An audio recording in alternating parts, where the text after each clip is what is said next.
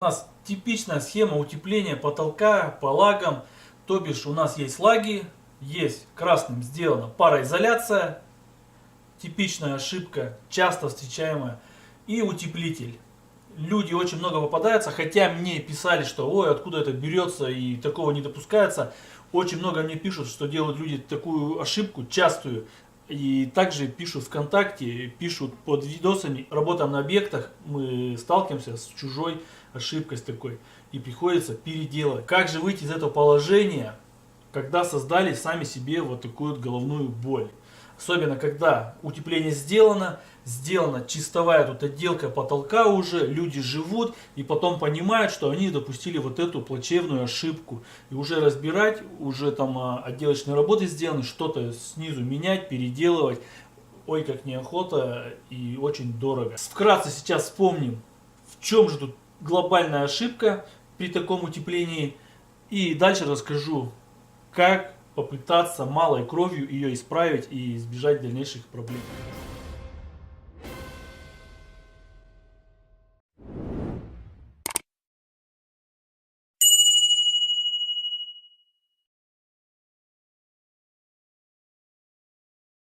Всем привет! Вы на канале Своими руками, с вами Макс. В общем, кто первый раз у нас на канале, сразу подписываемся, нажимаем колокольчик, переходим и делаем оповещение всех видео. Также сразу нажимаем лайки, если видос не понравился, в конце можете этот лайк обратно убрать, они также легко убирают. И всем рекомендую подписываться на мои соцсети, у меня есть теперь ТикТок. В ТикТоке я стараюсь проводить трансляции онлайн, и там можно общаться. Ссылочки все под низом. Подписываемся, ВКонтакте, ТикТоке, вся фигня, Инстаграмы.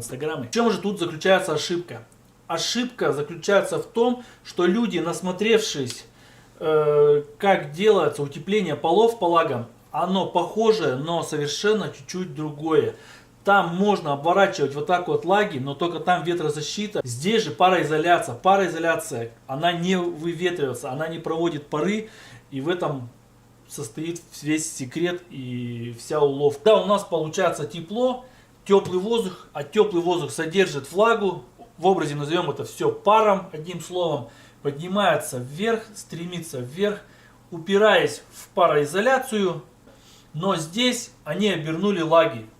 И пар, теплый воздух, он находит в себе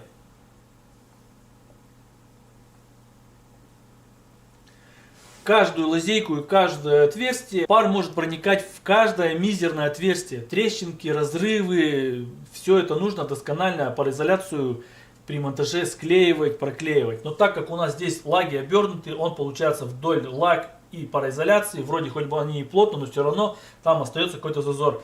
Пары плавно поднимаются вверх. Условно разделим у нас утеплитель. Нижняя часть утеплителя это плюсовая температура, теплая зона, верхняя часть уже минусовая температура. Ну также и здесь. И когда теплый воздух, проходя теплую зону, с ним ничего еще не случается, но выходя уже под верх пленки, он упирается вот в этот вот у нас узел. Дальше ему деваться некуда. А здесь у нас, так как на чердаке минус 30 на улице, чердак холодный, неотапливаемый, соответственно, вот этот воздух весь, он конденсирует и появляется влага. Влага не может уже в воздухе содержаться при холодных температурах. Она выпадает в виде росы и начинает здесь скапливаться на вот этих лагах. Так как это уже холодная зона, примерно в верхней части утеплителя, вот в этой, он начинает вот так вот появляться в виде воды. Она копится, просыхать она нет возможности. И это приводит к тому, что в верхней части лаг начинает активно портиться. Очень часто спрашивают сделать двойную пароизоляцию. Одна есть, сделать вторую и все вроде бы. В принципе, вторую пароизоляцию сделать можно, но нужно сделать 100% качественно, чтобы не было утечки паров. Так что ошибки у нас никто не любит совершать, то я не уверен, что вы сможете 100% сделать качественную вторую пароизоляцию, что она вообще не будет никак пары пропускать. А если будут какие-то утечки паров, хотя бы мизерные, они будут между двумя слоями копиться, и вы сделаете еще хуже ошибку. Этот вариант со второй пароизоляцией, он может быть, но если вы уверены 100%, что сделаете ее максимально качественно. Выйти из этой ситуации, как говорится, малой кровью, но все-таки придется с кое-каким бюджетом, это докупить утеплитель и сверху сделать перехлестное, еще одно утепление. Возможно, 2 слоя, там в 100, а может быть и в 150 миллиметров, в зависимости от региона проживания. Тем самым мы вот эту теплую зону сместим вверх. И даже какие влажные тут воздух, пары, они будут подниматься до сюда.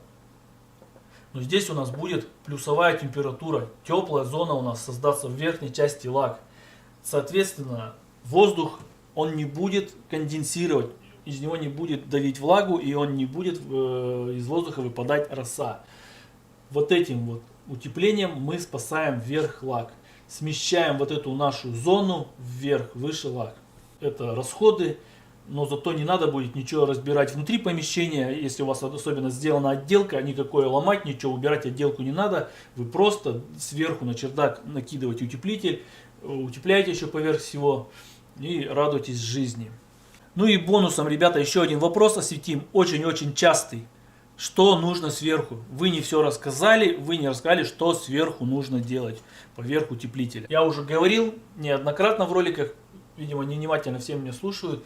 Если у нас крыша подшита, у нас все, свесы, карнизы, фронтоны, все зашито и сделана только вентиляция, продух, соответственно, с сеточкой, чтобы туда птички не залетали, кошки не ползали, крокодилы не лазили, то сверху стелить на утеплитель можно ничего не стелить. Там нет никаких сквозняков, там не лазят животинушка никакая, ничего там с этим не будет. Просто утеплитель и все. Если же у вас не закончена крыша, не подшиты карнизы, там свесы или фронтоны вообще не зашиты, тогда лучше натянуть сверху ветрозащиту. Ошибку допускают, делают пароизоляцию. Ту же самую пароизоляцию, что внутри, делают сверху. Пароизоляцию нельзя. Ветрозащита, которая дышащая мембрана, она в виде мешков под мусор, плетеная такая. Вот, такую ветрозащиту сверху сделать, и этого будет достаточно. Все, ребята, вот такой ролик. Делайте правильно, стройте правильно, неправильно получается само, к сожалению. Ну и надеюсь, кому-то, если я был полезен, с вас палец вверх. Пишите обязательно комментарии, задавайте вопросы, будем снимать еще тематические ролики. Все, всем пока, до новых встреч.